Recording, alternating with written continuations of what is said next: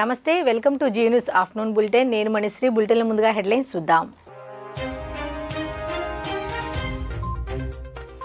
Speaker పదవికి హుందాతనం speaker తెస్తానంటున్న చింతగాయల Ayyanna Patrudu ప్రతి ఎమ్మెల్యేకు శాసనసభలో సమయం కేటాయింపుతో పాటు నియోజకవర్గ సమస్యలను చట్టసభలో లేవనెత్తేలా సహకరిస్తానంటూ వెల్లడి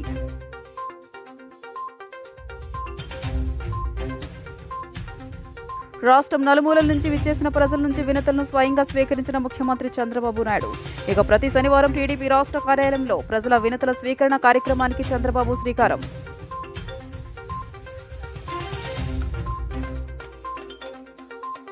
రాష్ట్ర వ్యాప్తంగా ఐఏఎస్ బదిలీలు కృష్ణా జిల్లా కలెక్టర్గా సృజన నియామకం ప్రస్తుత కలెక్టర్ ఢిల్లీరావును జీఏడీకి రిపోర్ట్ చేయాలని ఆదేశాలు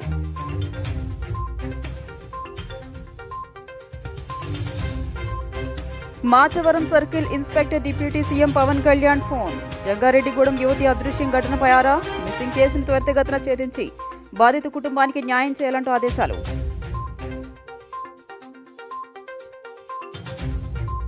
కదం తొక్కిన రాజధాని ప్రాంత రైతులు మహిళలు అమరావతి రాజధాని నిర్మాణ పనులు ఊపందుకున్న వేళ బెజవాడ కనకదుర్గమ్మకు పొంగళ్లు సమర్పించేందుకు ఇంద్రకీలాద్రికి తరలివచ్చిన రాజధాని ప్రాంత రైతులు మహిళలు టీడీపీ అధినేత ముఖ్యమంత్రి చంద్రబాబు నాయుడు ప్రజల నుంచి వినతులను స్వీకరించారు. ప్రతి శనివారం టీడీపీ కార్యాలయానికి వెళ్లి కార్యకర్తలు సామాన్య ప్రజలను కలిసేందుకు సమయం ఇస్తానని ప్రకటించిన సంగతి తెలిసిందే. ఇందులో భాగంగా పార్టీ కార్యాలయానికి వెళ్లిన ఆయన అక్కడకు వచ్చిన వందల మందిని కలిశారు. వారి నుండి వినతి పత్రాలు స్వీకరించారు.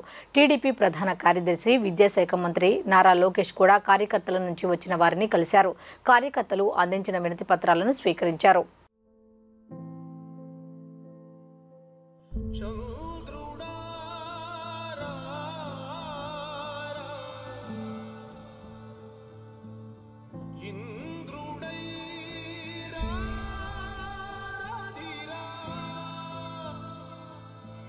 ఏనాడు నీ పరిపాలన మాకు వరం నీ వల్లే ఈ రాష్ట్రపు సంక్షేమం సత్యం నిత్యం సఫలం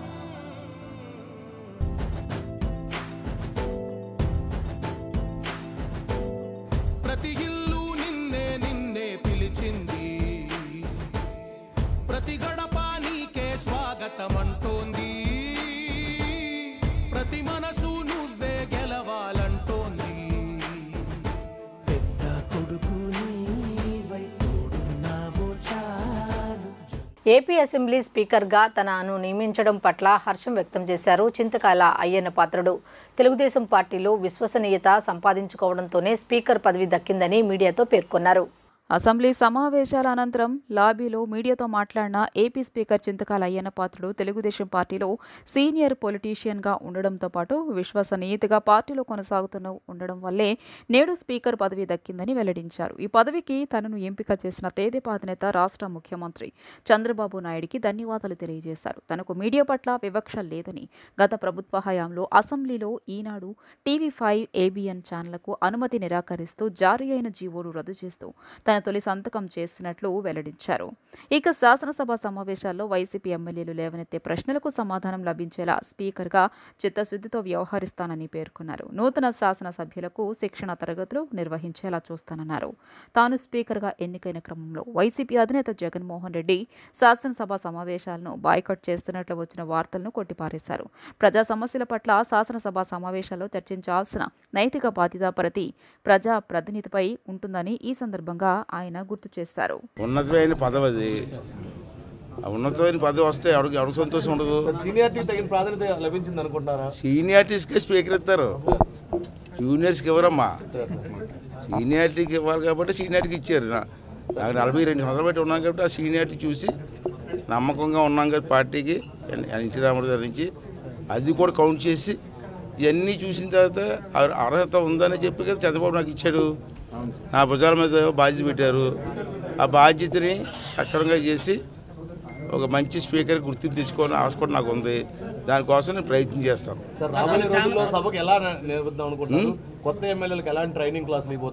అదే నేను చెప్పాను, సభ అక్కడే ఉంటుంది, మారదు. కొత్త సభ ఏం కట్టమంటారేమో, సభ అక్కడే ఉంటుంది. కొత్తగా ఎమ్మెల్యేలు 88 మంది వచ్చారు ఈ సభకి. 175లో 88 మంది కొత్త డైరెక్ట్గా వెళ్తారు ఇవాళ. ఆ 85 మంది కూడా రూల్స్ తెలియదు కదా. ఇప్పుడు క్వశ్చన్ అవర్ అంటే ఏంటి, 307 అంటే డిస్కషన్స్ ఏంటి, బడ్జెట్ ఏంటి, బడ్జెట్ మీద డిస్కషన్స్ ఏంటి, చాలా పెద్ద సబ్జెక్ట్ ఇది. వేదాలు మళ్ళీ వదిలిస్తే ఎలా ఉంటుందా? జగన్ మీద 35 క్రిమినల్ కేసులు ఉన్నాయి. అతను నీతి మాట్లాడుతారా, వేదాలు మాట్లాడతారా? సిగ్గులేదు. మీరు అడగడం తప్పు, వాళ్ళు చెప్పడం తప్పు. ఈ టీవీ ఛానల్స్ అంటే రకరకాల ఛానల్స్ ఉంటాయి, రకరకాల యజమానులు ఉంటారు. ఆ యజమానులు కూడా రకరకాల పార్టీల్లో ఉంటారు. ఏ పార్టీలో ఉన్న యజమానులు ఎవరైనా ఛానల్స్కి ఇవ్వాల్సిన విలువ ఛానల్స్కి ఇవ్వాలి. విజయవాడలో చదువుకుంటున్న తన కుమార్తె మైనర్ అని, ఆమెను ప్రేమ పేరిట ట్రాప్ చేసి కిడ్నాప్ చేశారని, గత 9 నెలలుగా ఆమె జాడ తెలియడం లేదని భీమవరం నుంచి వచ్చిన శివకుమారి అనే బాధితురాలు ఉప ముఖ్యమంత్రి పవన్ కళ్యాణ్ ముందు కన్నీటితో మొరపెట్టుకుంది. మాచవరం పోలీస్ స్టేషన్లో దీనిపై ఫిర్యాదు చేశామని, తమ కూతురు జాడ తెలిసినా పోలీసులు స్పందించడం లేదని ఆవేదన వ్యక్తం చేశారు. జాడ తెలిసాక కూడా తమ బిడ్డను తమకు అప్పగించడం లేదని, ఈ కేసుకు సంబంధించిన ఎఫ్ఐఆర్ కాపీని పరిశీలించిన వెంటనే ఉప ముఖ్యమంత్రి పవన్ కళ్యాణ్ మాచవరం సిఐకు ఫోన్ చేసి కేసు వివరాలు అడిగి తెలుసుకున్నారు. దీనిపై చర్యలకు ఆదేశించారు. పార్టీ నాయకులను, బాధితులను పార్టీ ఆఫీస్ వాహనంలోనే మాచవరం పోలీస్ స్టేషన్కు పంపించారు.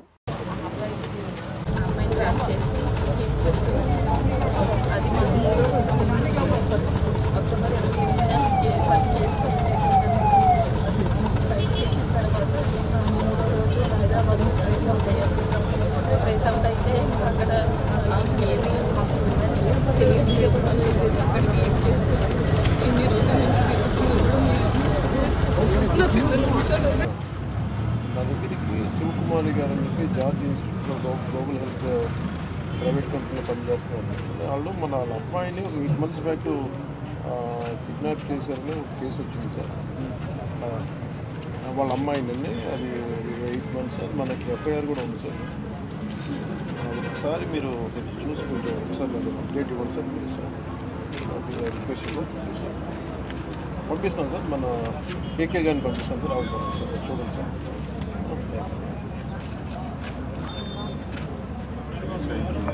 మీరు వెళ్ళండి అమ్మా ఒకసారి.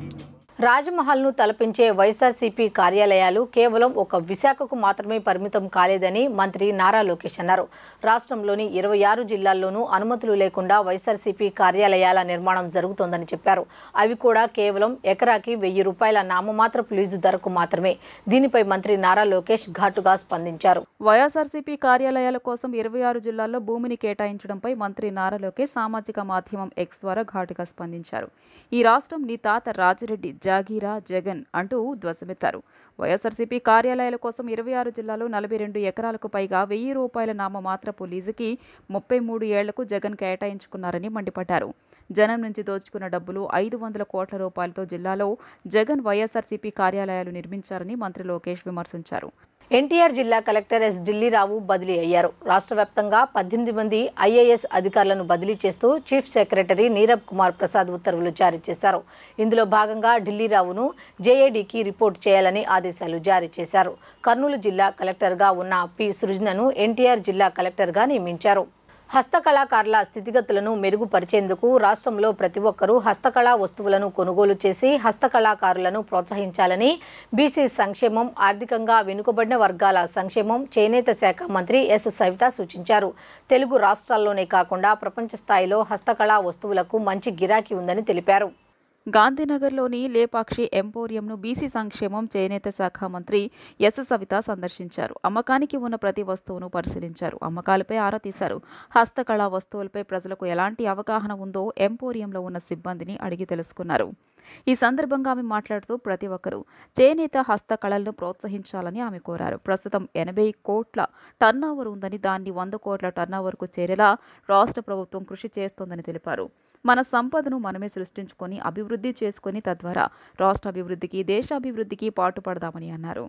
తెలుగు రాష్ట్ర హస్తకళలకు మంచి గిరాకీ ఉందని, రాష్ట్రానికి కీర్తి వచ్చే విధంగా ప్రభుత్వం తరపున సహకారాలు అందజేస్తామని మంత్రి తెలిపారు. దేశ విదేశాల్లో కూడా మన రాష్ట్ర హస్తకళా వస్తువులకు మంచి డిమాండ్ ఉందని తెలిపారు. హస్తకళాకారుల స్థితిగతులను మెరుగుపరిచేందుకు రాష్ట్రంలో ప్రతి ఒక్కరూ హస్తకళలకు చెందిన వస్తువులను కొనుగోలు చేసి హస్తకళాకారులను ప్రోత్సహించాలని మంత్రి తెలియజేశారు. నిజంగా చూస్తుంటే చాలా గర్వంగా ఉంది. ఎందుకంటే ఇన్ని కళలు ఇక్కడ హస్తకళలు అన్ని కళలు అందరికీ ఉపయోగపడేటివి. సామాన్యమైన ప్రజల దగ్గర నుంచి అత్యున్నతమైన స్థాయి ఉండే వారి వరకు ఉపయోగపడే ప్రతి వస్తువు ఇక్కడ దొరకటం నిజంగా చాలా గర్వంగా ఉందని కూడా తెలియజేస్తున్నాను. నన్ను డిపార్ట్మెంట్ వాళ్ళు కూడా నాకు తెలియజేశారు వాట్ ఈజ్ వాట్ అనేది. ఇప్పుడు రాష్ట్రంలో మొత్తం లేపాక్షి ఎంపోరియంస్ మొత్తం 16 ఇక్కడ ఉన్నాయి, 3 బయట ఉన్నాయి, ఇతర రాష్ట్రాల్లో ఉన్నాయి. అదేవిధంగా నేను కూడా తెలియజేసేది, నేను కూడా చేయబోయేది కూడా ఒకటే, ఇంకా కొన్ని మన రాష్ట్రంలో లేపాక్షి ఎంపోరియంస్ కొన్ని రీమోడల్ చేయాల్సిన పరిస్థితులు కొన్ని ఉన్నాయి, అవి కూడా చేయబోతున్నాం. అదేవిధంగా హస్తకళాకారులకు మరికొంత ఉపాధి పెంచే విధంగా కూడా మేము ప్రయత్నాలు చేస్తున్నాం. ఇది అందరి బాధ్యత, రాష్ట్ర ప్రజలందరి బాధ్యతగా స్వీకరించాలి. ఎందుకంటే హస్తకళాకారుల పరిస్థితి కూడా చాలా బాగాలేదు.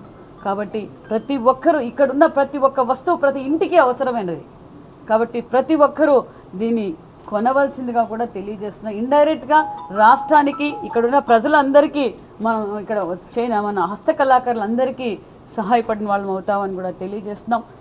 ఈ షోరూమ్ ఇతర రాష్ట్రాల్లో కూడా మరికొన్ని కూడా మేము ప్లాన్ చేయబోతున్నాం. అదేవిధంగా విదేశస్తులు కూడా నేను ఇప్పుడు ఇక్కడికి విజిట్కి వస్తే వాళ్ళు ఇక్కడి నుంచి విదేశాలకు తీసుకెళ్తున్నామంటే లేదు మేము విదేశాల్లో కూడా పెట్టబోతున్నాం అని కూడా తెలియజేస్తాను. ఖచ్చితంగా ఇప్పుడు 80 కోట్ల టర్నోవర్ ఉంది.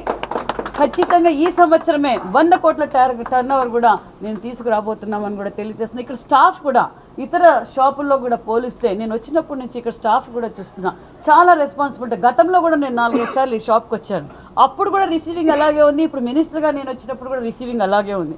కాబట్టి దయచేసి అందరికీ నేను తెలియజేసేది ఒక్కటే, మన సంపదని మనం సృష్టించుకుందాం, అభివృద్ధి చేసుకుందామని కూడా తెలియజేస్తూ ఈ హస్తకళాకారులకు లేపాక్షి ఎంపోరియంకు రాష్ట్రానికే మరింత కీర్తి తెచ్చే విధంగా మేము చేయబోతున్నామని కూడా తెలియజేస్తున్నాం.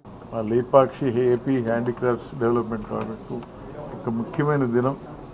ఎందుకంటే మా శాఖ అమాత్యులు మంత్రి గారు శ్రీమతి సవితా మేడం గారు అదే పనిగా మేడం ఎంతో బిజీగా ఉన్న అసెంబ్లీ అన్నీ ఉన్నా కూడా మేము ఇన్వైట్ చేయగానే వెంటనే మా షోరూమ్కు ఈరోజు వచ్చినందుకు మా అందరి సిబ్బంది తరఫున మీకు ధన్యవాదాలు.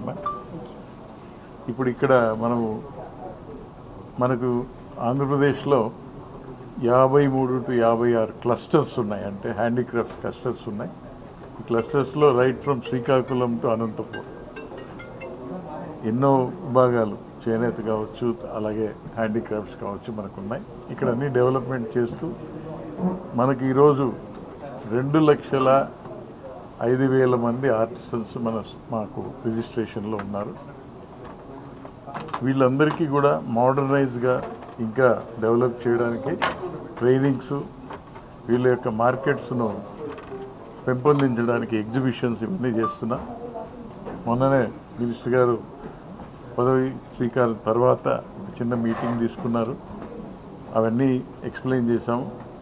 మేడం కూడా దాని మీద ఇంకా ఎలా చేయాలని చెప్పి ఒక మీటింగ్ తీసుకొని మాకు ఆవిడ డైరెక్షన్స్ వాట్ ఎవర్ మేడం ఇస్తారో మేము తూచా తప్పకుండా చేసి ఈ యొక్క కార్పొరేషన్ను ఇంకా పెంపొందించాలని చెప్పి మా యొక్క ఆశ. We need the blessings of our madam Savitha. రాజధాని రైతులు ఆదివారం విజయవాడ కనకదుర్గమ్మ అమ్మవారి దర్శనానికి కాలినడకన బయలుదేరారు. తుళ్లూరు నుంచి మహిళా రైతు కూలీలు అమ్మవారి గుడికి బయలుదేరారు. రాష్ట్రంలో ఎన్డీఏ ప్రభుత్వం రావడంతో అమరావతి నిర్మాణం సాకారం అవుతుండటంతో రాజధాని గ్రామాల రైతులు తమ మొక్కులను చెల్లించుకోనున్నారు.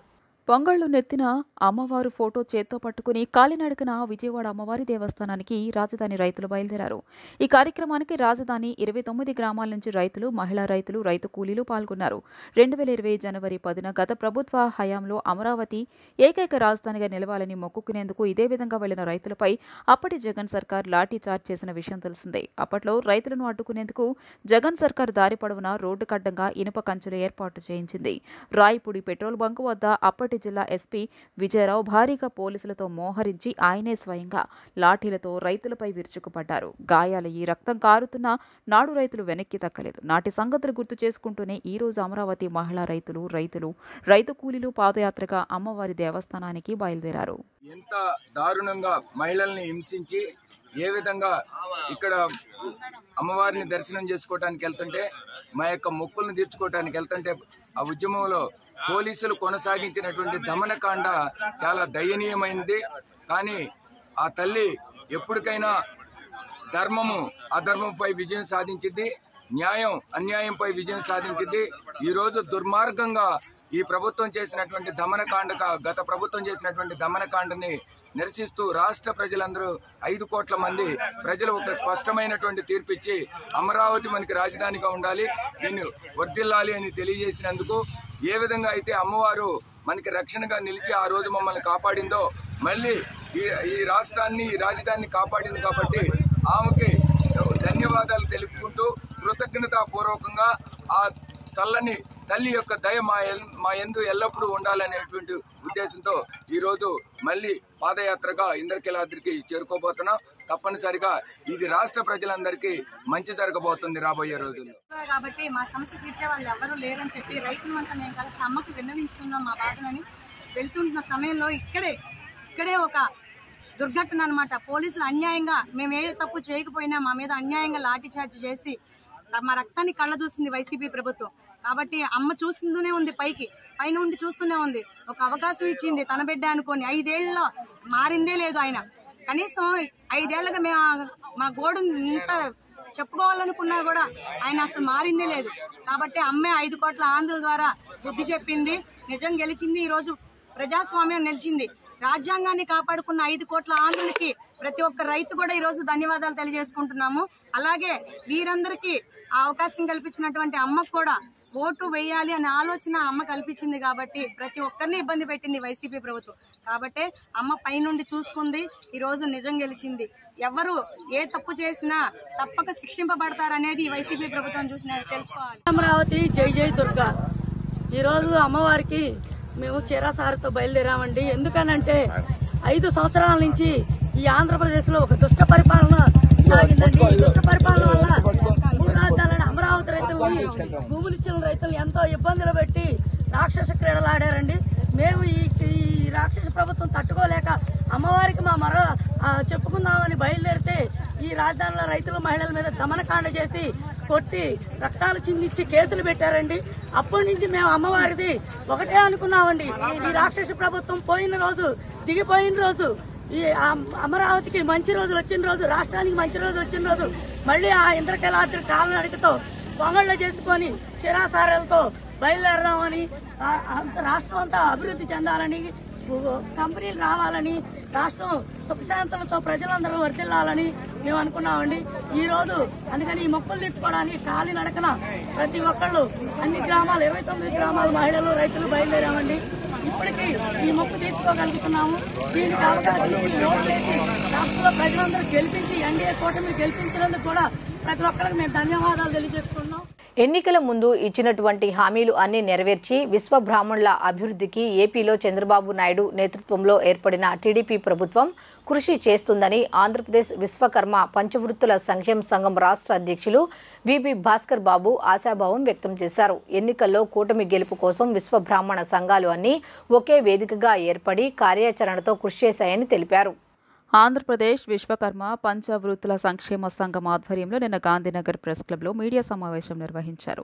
ఈ సమావేశంలో భాస్కర్ బాబు మాట్లాడుతూ ఎన్నికల్లో ఘన విజయం సాధించిన రాష్ట్ర ముఖ్యమంత్రి చంద్రబాబు నాయుడుకు, ఉప ముఖ్యమంత్రి పవన్ కళ్యాణ్కు, పార్లమెంట్ మెంబర్ పురంధరేశ్వరికి అభినందనలు తెలియజేశారు. గత ప్రభుత్వంలో కూడా మాకు ఇచ్చినటువంటి హామీల్లో ఒకటి కూడా నెరవేర్చలేదని, ఎన్నికల ముందు కూటమి నాయకులు మాకు ఇచ్చిన హామీలను నెరవేర్చాలని విజ్ఞప్తి చేశారు. విశ్వ బ్రాహ్మణులకు చట్టసభల్లో ఎమ్మెల్సీగా అవకాశం కల్పించాలని, నామినేట్ పదవుల్లో విశ్వ బ్రాహ్మణులకు చోటు ఇవ్వాలని కోరారు. ఈ కార్యక్రమంలో ఎన్టీఆర్ జిల్లా ప్రధాన కార్యదర్శి తాటికొండ రంగబాబు, విశ్వకర్మ సేవాదళ్ వ్యవస్థాపక అధ్యక్షులు చిప్పాడ చందు, పట్నాల సత్యనారాయణ, పెంటా కిరణ్, పట్నాల హరిబాబు, దమ్మర్ సింగ్ ప్రకాష్, సుధార్ ఉదయ్, కెల్లా శివ, విశ్వ బ్రాహ్మణ సంఘం నాయకులు పాల్గొన్నారు. కొత్తగా ఎన్డీఏ కూటమిలో భాగంగా ముఖ్యమంత్రి చంద్రబాబు నాయుడు గారికి, అలాగే జనసేన అధ్యక్షులు ఉప ముఖ్యమంత్రిగా పవన్ కళ్యాణ్ గారికి రాష్ట్ర విశ్వబ్రాహ్మణుల తరపున అభినందనలు తెలియజేస్తూ ఉన్నాం. మేము ఇప్పుడున్నటువంటి ప్రభుత్వానికి ఒకటే తెలియజేస్తూ ఉన్నాం, గడిచిన ప్రతి ప్రభుత్వంలో కానీ మమ్మల్ని విశ్వబ్రాహ్మణులు ఒక ఓట్ బ్యాంకుగానే వాడుకుంటున్నారు, కానీ ఎక్కడే కానీ రాజ్యాధికారంలో మాకంటూ వాటా అనేది ఎక్కడే కానీ ఇచ్చింది లేదు ఇంతవరకు. కానీ గడిచిన ప్రభుత్వంలో కానీ ఏదైతే వైఎస్ జగన్మోహన్ రెడ్డి గారు మీకు ఎమ్మెల్సీ ఇస్తాము, మంచి మంచి పదవులు ఇస్తామని చెప్పి కల్లిబొల్లి మాటలు చెప్పడం జరిగింది. అంతేగాని ఏది కానీ క్షేత్రస్థాయిలో జరిగినటువంటి పరిస్థితి లేదు. ఏదైతే ఎన్నికల ప్రక్రియలో మన చంద్రబాబు నాయుడు గారు, పవన్ కళ్యాణ్ గారు చెప్పారో మా విశ్వరాములకు ఇచ్చిన హామీలు ప్రతి ఒక్కటి నెరవేర్చాలని తెలియజేస్తూ ఉన్నాము. ఇప్పుడున్నటువంటి కార్పొరేషన్, స్వర్ణకార కార్పొరేషన్ ఏర్పాటు చేస్తామని లోకేష్ గారు చెప్పారు. ఆ కార్పొరేషన్ చైర్మన్గా మా విశ్వబ్రాహ్మణ్నే కేటాయించాలని మేము డిమాండ్ చేస్తున్నాము. మరీ ముఖ్యంగా మా విశ్వబ్రాహ్మణులు ప్రతి ఒక్కరిని కానీ ఎవరైతే పార్టీ పరంగా పనిచేశారో వారందరికీ కానీ ఉన్నతమైనటువంటి పదవులు ఇచ్చి వాళ్ళకి గౌరవం కల్పించాలని కోరుతున్నాము. ఎన్డీఏ కూటమి ప్రభుత్వం రాష్ట్రంలో ఏర్పడిందో వారికి అభినందనలు తెలియజేసుకుంటూ ముఖ్యమంత్రి వర్యులు నారా చంద్రబాబు నాయుడు గారికి, అలాగే జనసేన అధ్యక్షులు పవన్ కళ్యాణ్ గారికి, బీజేపీ అధ్యక్షులు పురంధేశ్వరి గారికి, ఈ ముగ్గురికి కూడా వారికి మా విశ్వకర్మ సేవాదళ తరపు నుంచి అభినందనలు తెలియజేస్తూ వారు ఏమైతే విశ్వబ్రాహ్మణులకు ఇచ్చిన హామీలు ఏమైతే ఉన్నాయో వాటిని త్వరగా గత ప్రభుత్వంలో చేసినటువంటి కార్యక్రమాలు వీరు కూడా చేయకుండా చేయరని ఆశిస్తూ మేము పూర్తిగా రాష్ట్రంలో ఉన్నటువంటి విశ్వబ్రాహ్మణులు అందరం ఎన్డీఏ కూటమికి పనిచేసిన సందర్భం అందరికీ తెలిసిందే. కాబట్టి గత ప్రభుత్వం చేసిన పనే మీరు చేయకుండా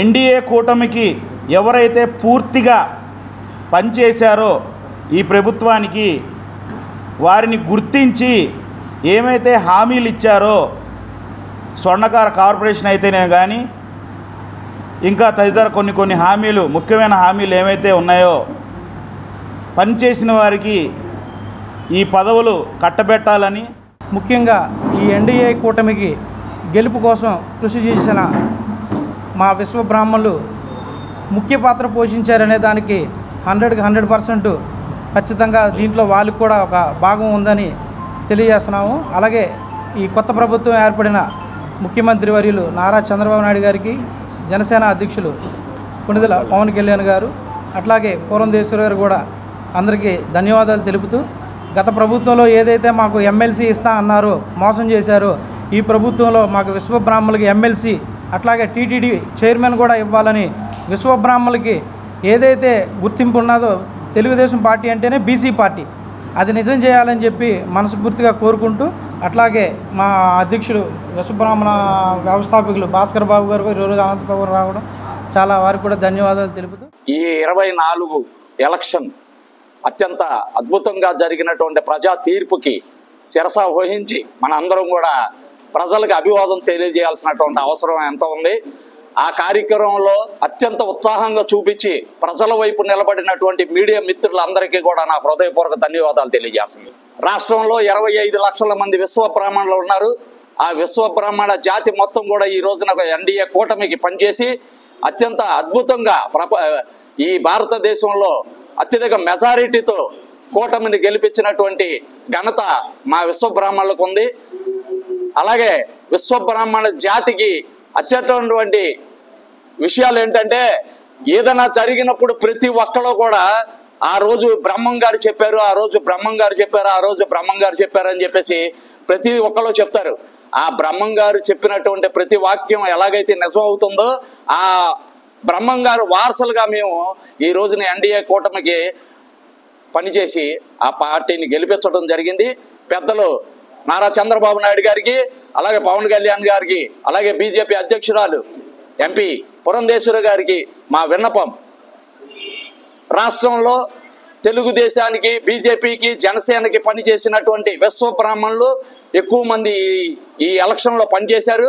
కాబట్టి విశ్వబ్రాహ్మణులకి అత్యధికంగా నామినేటెడ్ పోస్టులు ఇచ్చి వాళ్ళని గౌరవించాల్సిందిగా కోరుకుంటూ గత ప్రభుత్వం ఎస్సీ ఎస్టీల కొరకు చేపట్టిన కార్యక్రమాలు కేటాయించిన నిధులు వంటి అంశాలపై శ్వేతపత్రం విడుదల చేయాలంటూ ఏపీ దళిత వేదిక దళిత బహుజన ఫ్రంట్ రాష్ట్ర ప్రభుత్వాన్ని కోరింది. గతంలో అమలు చేసిన 27 ఎస్టీ ఎస్సీ పథకాలను పునరుద్ధరించాలని విజ్ఞప్తి చేసింది. రాజధాని నిర్మాణంలో రాజధాని కొరకు భూములిచ్చిన అసైన్డ్ రైతులకు ఇతర రైతులతో సమానమైన నష్టపరిహారాన్ని అందజేయాలని విజ్ఞప్తి చేసింది.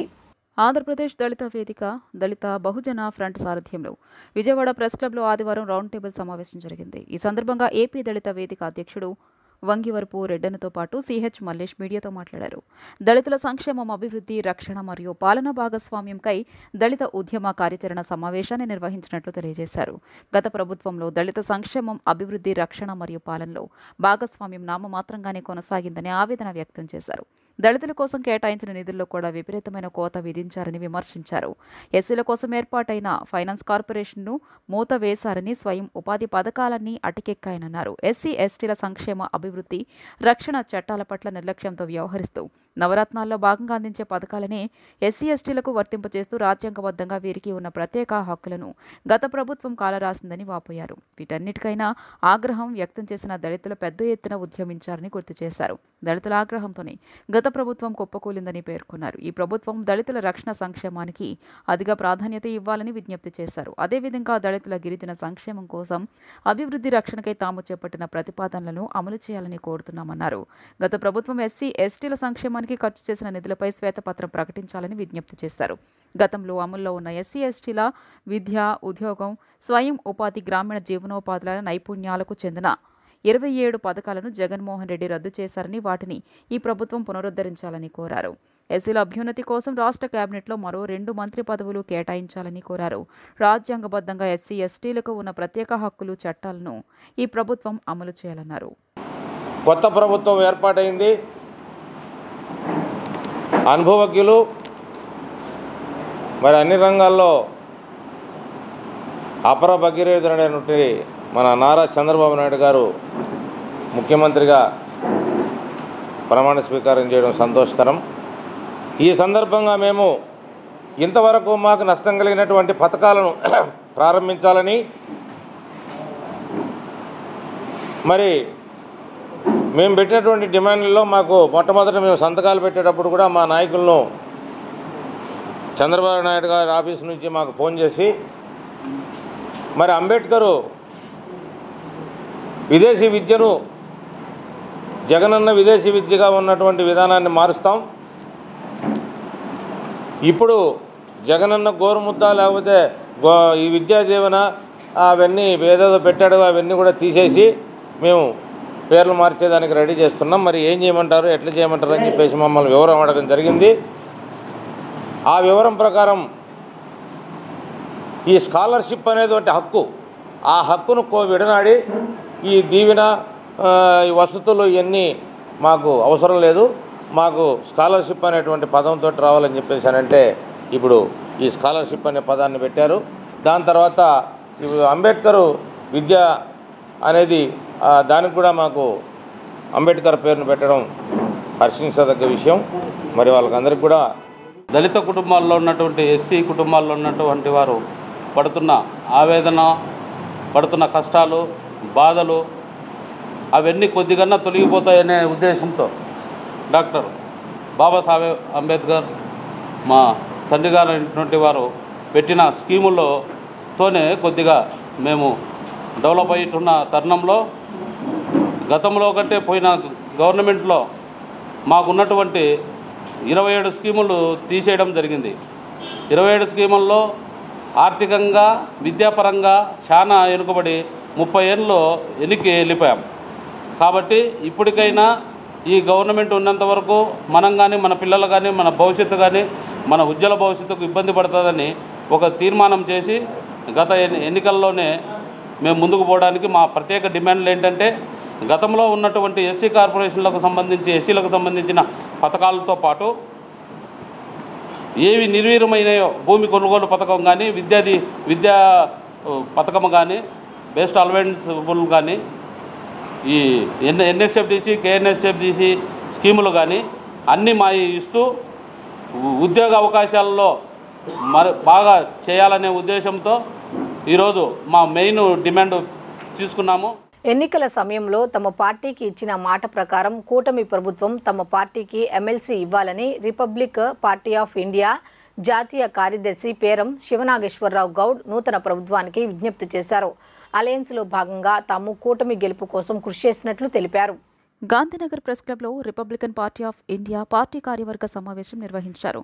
అనంతరం శివనాగేశ్వరరావు మీడియాతో మాట్లాడుతూ చంద్రబాబు నాయుడు పాలన బాగుంటుందని, ఆయనకు మద్దతు ఇవ్వమని ప్రధానమంత్రి ఆదేశాల మేరకు 2024 ఎన్నికల్లో తమ పార్టీ అధ్యక్షుడు అదవాలీ కూటమికి మద్దతు ప్రకటించారని తెలిపారు. ఎస్సీ, ఎస్టీ, బీసీ, మైనార్టీలు అందరూ కలిసి ఓట్లు వేసి కూటమి ప్రభుత్వాన్ని గెలిపించారని చెప్పారు. ఎన్డీఏ కూటమి కేంద్రంలో అధికారం చేపట్టి మోడీ ప్రధానమంత్రి అయ్యారని, రాష్ట్రంలో చంద్రబాబు నాయుడు సీఎం అయ్యారని అన్నారు. ఈ నేపథ్యంలో తమకు ఇచ్చిన మాట ప్రకారం తమ పార్టీ రాష్ట్ర నాయకుడు కొమ్మారెడ్డి బ్రహ్మానందరెడ్డికి ఎమ్మెల్సీగా అవకాశం కల్పించాలని ప్రభుత్వానికి విజ్ఞప్తి చేశారు. రాష్ట్రంలో సంక్షేమాన్ని అమలు పరుస్తూ రాష్ట్ర అభివృద్ధికి కృషి చేయాలని, అమరావతి నిర్మించాలని, పోలవరం పూర్తి చేయాలని, విశాఖ స్టీల్ ప్లాంట్ ప్రైవేటీకరణ ఆపాలని, యువతకు ఉపాధి అవకాశాలు కల్పించాలని నాగేశ్వరరావు కోరారు. కొమ్మారెడ్డి బ్రహ్మానందరెడ్డి మాట్లాడుతూ రాబోయే కాలంలో ఏపీ ప్రభుత్వం కలిసి పనిచేస్తామని, ఎన్నికల్లో అభ్యర్థులను గెలిపించటకు కృషి చేశామని, చంద్రబాబుకు ఓటు వేయమని బడుగు బలహీన వర్గాలకు చెప్పామని తెలిపారు. ఈ సమావేశంలో బెజవాడ సాంబయ్య, ఆర్ఎస్యు ప్రకాష్, జవ్వాజీ ఫణీంద్ర కుమార్, ఎర్నేని కిరణ్, వక్కదారు శ్రీనివాస్, వి ముత్తయ్య తదితరులు పాల్గొన్నారు. గత ప్రభుత్వం మరి సంక్షేమ పథకాలు ఉన్నప్పటికీ కూడా ఆయన కన్నా మీరు బాగా చేస్తారని చెప్పి ఆంధ్ర రాష్ట్ర ప్రజలు మీకు పట్టం కట్టడం జరిగింది. చాలా ప్రత్యేకమైన ధన్యవాదాలు తెలియజేస్తున్నాం. మరి మేము కోరుకునేది ఒకటే, శాంతి పరిపాలన. ఎక్కడ కూడా వాళ్ళు చేసిన తప్పులు మీరు చేయవద్దు, ఎక్కడ కూడా హింసలకు పాల్పడద్దు, ఎవరిని కూడా ఇబ్బంది పెట్టొద్దు, ప్రశాంతమైన వాతావరణం తీసుకురావాలని చెప్పి మేము రిపబ్లిక్ పార్టీ ఆఫ్ ఇండియా తరఫున ప్రత్యేకంగా ధన్యవాదాలు తెలియజేస్తున్నాం. అల్లరి ఎక్కడ జరగకుండా, ఎందుకంటే ఈ రోజున మన భారతదేశంలో 14 లక్షల కోట్ల అప్పులు చేసి చాలా ఇబ్బందులు పాలై ఉన్నాము. మరి గౌరవ ముఖ్యమంత్రి గారు మీరు వచ్చి చాలా సంతోషం. మీరు సంక్షేమంపై దృష్టి పెట్టి అమరావతి రాజధాని నిర్మాణం చేసి, పోలవరం ప్రాజెక్టు పూర్తి చేసి, అట్లాగే విశాఖపట్నంలో ఉన్నటువంటి స్టీల్ ప్లాంట్ని ప్రైవేటీకరణ జరగకుండా ఆపి, ఇప్పుడున్నటువంటి యువత దగ్గర 30-40 లక్షల మంది యువత బీటెక్, ఎంటెక్, ఎంబీఏ చేసిన ఉపాధి లేక చాలా ఇబ్బందులు ఉన్నారు. వాళ్ళందరూ కూడా మీరు ఉపాధి అవకాశాలు కల్పించగలరని చెప్పి మేము రిపబ్లిక్ పార్టీ ఆఫ్ ఇండియా తరఫున ప్రత్యేకంగా ధన్యవాదాలు తెలియజేస్తూ కోరుకుంటున్నాం. మా ప్రత్యేకమైన కోరిక ఆంధ్రప్రదేశ్ రాష్ట్ర పరిపాలన సక్రమంగా అందించి, అందులో భాగంగా మాకు కూడా వాటా ఇవ్వమని శాసన మండలిలో శ్రీ కొమ్మారెడ్డి బ్రహ్మానందరెడ్డి గారికి అవకాశం కల్పించాలని చెప్పి మేము రిపబ్లిక్ పార్టీ ఆఫ్ ఇండియా తరఫున ప్రధానమైన డిమాండు నివేదిక ఇస్తున్నాం. అది మీరు ఇచ్చిన మాటే, మీరు ఇచ్చిందే మాకు ఇవ్వాలని చెప్పి కూటమిగా ఏర్పడి ఆ కూటమి సాధించిన విజయాలని, ఆ విజయాలకి మా పార్టీ తరఫున మేమందరం కలిసి, అంటే కన్వీనర్లు కానీ, స్టేట్ ప్రెసిడెంట్లు కానీ, జిల్లా నాయకులు కానీ అందరూ ఆర్పీఐ పార్టీ తరఫున అందరూ కృషి చేసి కూటమికి ఓట్లు వేయించి కూటమి అభ్యర్థులందరినీ గెలిపించారు. ఆ రోజు ఈ నెల 11వ తేదీన మా జాతీయ అధ్యక్షులు మరియు కేంద్ర మంత్రివర్యులు రామదాస్ అఠావాలే గారు ఆ రోజు మరీ ప్రెస్ మీటింగ్ పెట్టి ఐలాపురం వాటిలో చెప్పారు, మీరు అందరం కలిసి చంద్రబాబు నాయుడికి ఓటేయమని నేను చెబుతున్నానని చెప్పారు. ఆయన చెప్పినట్టు మేము చేశాము. పరిపాలన అనేది చాలా క్లిష్టమైన పరిస్థితి. ఇప్పుడు ఇందాక అన్నగారు చెప్పినట్టు 14 లక్షలు 15 లక్షలు కోట్లు అప్పుల్లో ఉంది మన రాష్ట్రము.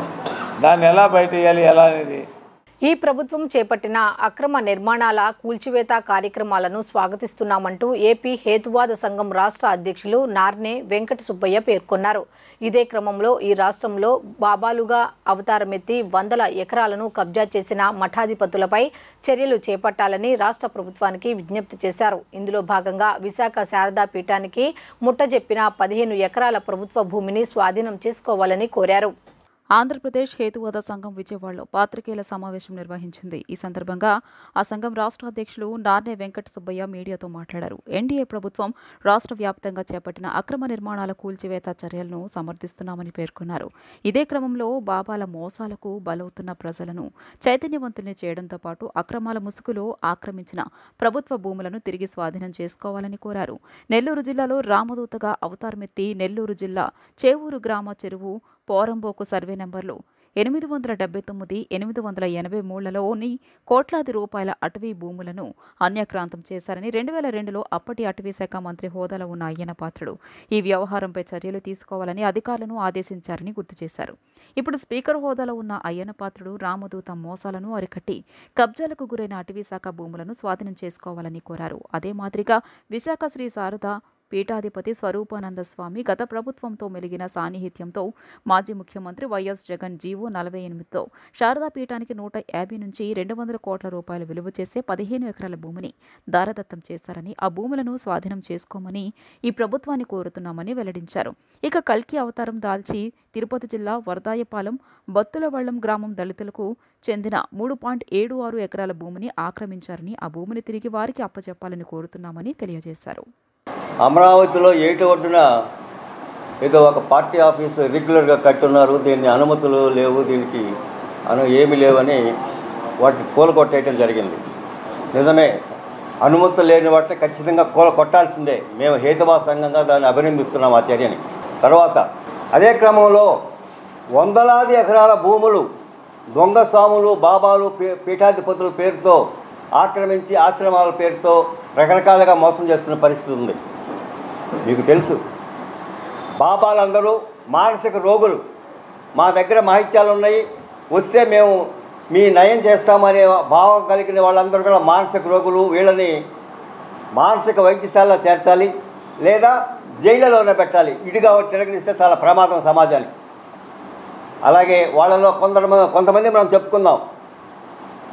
గతంలో ప్రకాశం జిల్లా, ఇప్పుడు నెల్లూరు జిల్లా గుడ్లూరు మండలం చేవూరులో రామదూత అనే ఒక దొంగస్వామి దాదాపు 25 సంవత్సరాల నుంచి ఫారెస్ట్ ల్యాండ్ చెరువు పోరంబోకు ఆక్రమించి ఆశ్రమం పేరుతో మోసం చేస్తున్నాడు.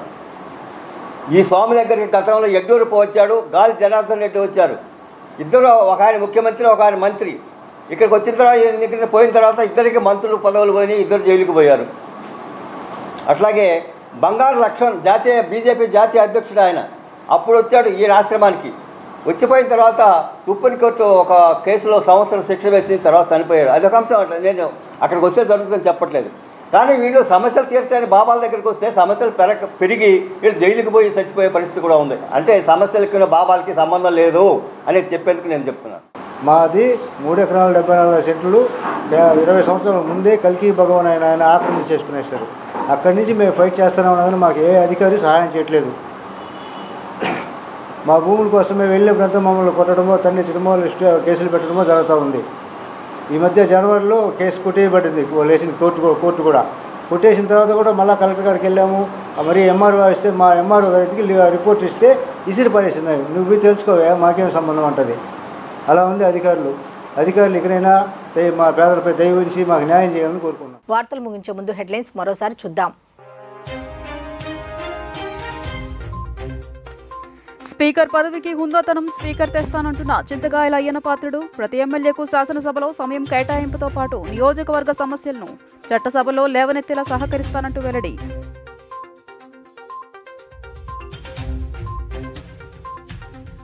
రాష్ట్రం నలుమూలల నుంచి విచ్చేసిన ప్రజల నుంచి వినతులను స్వయంగా స్వీకరించిన ముఖ్యమంత్రి చంద్రబాబు నాయుడు. ఇక ప్రతి శనివారం టీడీపీ రాష్ట్ర కార్యాలయంలో ప్రజల వినతుల స్వీకరణ కార్యక్రమానికి చంద్రబాబు శ్రీకారం.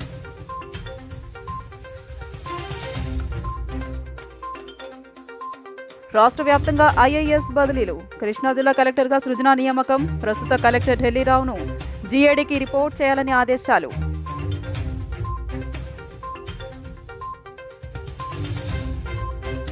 Machavaram circle inspector deputy CM Pawan Kalyan phone. Jangareddygudem యువతి అదృశ్యం ఘటనపై ఆరా. మిస్సింగ్ కేసును త్వరితగతిన ఛేదించి బాధిత కుటుంబానికి న్యాయం చేయాలంటూ ఆదేశాలు.